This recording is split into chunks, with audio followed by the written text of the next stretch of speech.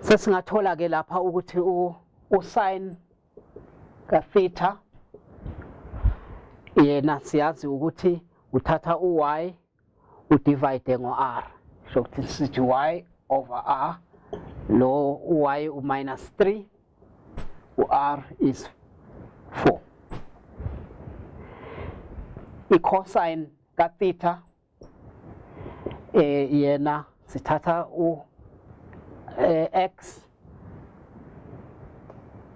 sidivide ngo-r, yena square root of 7 over r, which is 4. I-tangent ka theta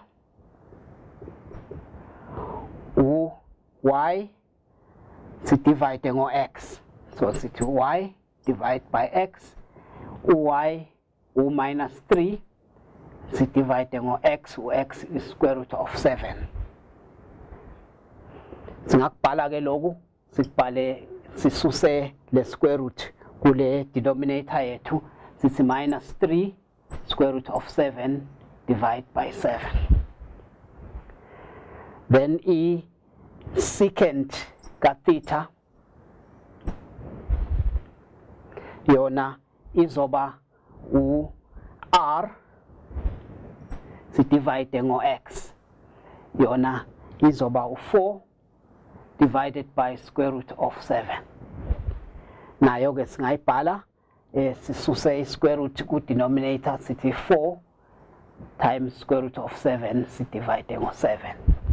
Sesiwatholile ke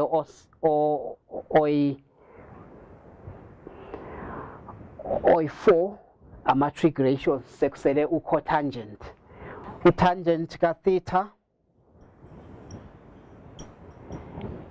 cotangent,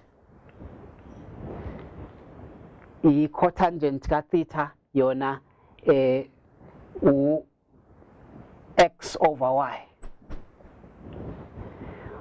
u-x square root of 7, u-y minus 3, so i-cotangent ka theta minus square root of 7 over 3.